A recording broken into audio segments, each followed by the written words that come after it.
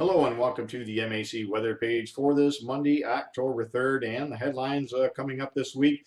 Looks like finally some sunshine here over the next 3 days with temperatures quite a bit warmer into the upper 60s to the mid 70s, maybe even some upper 70s as we get towards midweek. And then for the second half of the week, I think we'll be warm during the week, but I think we'll see our next chance of showers, maybe a few thunder showers move in for late in the week, probably Wednesday night at the earliest, and then into Thursday and Friday. And then some showers and cooler the weekend as high pressure moves in, as we see a trough actually over the central U.S. And that's going to bring some chilly air in. It shouldn't last a long time. I think for next week we'll warm back up. But again, for the weekend, it looks pretty chilly.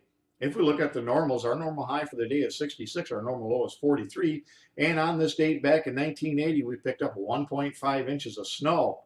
If we look at the conditions around the area yesterday, you can see temperatures mainly in the upper 60s, even 70 degrees reported at Middleton. As far as precipitation, most of the precipitation associated with that upper low now moving off to the east was over in southwest Ontario, where they picked up about 2 to 3 tenths of an inch of rain. For the rest of the area, just trace amounts for the most part. If we look at the last 7 days, this big upper trough moved into the area last Monday, and we knew there'd be lots of clouds and lots of showers, and it certainly hung around for quite a while.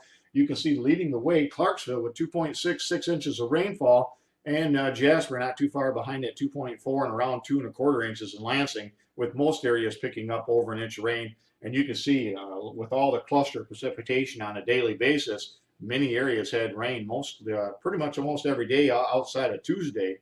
If we look at the next slide, you can see, and with all that rain, soil moistures are very wet to very wet at all depths at the 2, 8, and 16-inch level, and temperatures pretty consistent with all the cloud covers at all the different depth levels around 60 degrees.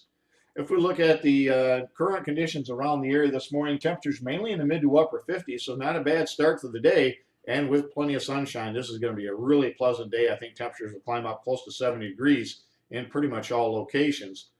If we look at the next map, you can see on the satellite view, you can see where our upper low is over near western New York, and you can see the clouds pivoting, but that storm is moving out of the way quite quickly now, and again, being replaced by high pressure over the next 3 days. You can see on radar that activity, again, pinwheeling around that upper low, but that upper low, again, is lifting off to the northeast and shouldn't bother us anymore. If we look at the weather map this morning, you can see high pressure system will move into the area for much of this week, and that'll return flow will give us some warmer air. Our next weather maker is going to be a series of low pressure systems that will move well off to our west. Eventually, as we get towards the middle and end of the week, though, that area of low pressure will begin to move towards the Great Lakes, with bringing us some showers. On the weather map for tomorrow morning, just inching every bit slower in our direction. Most of the precipitation will be well off into the Corn Belt, up into the upper Midwest. Again, staying away from the Great Lakes. Even on Wednesday, again, most of the activity well off to our west.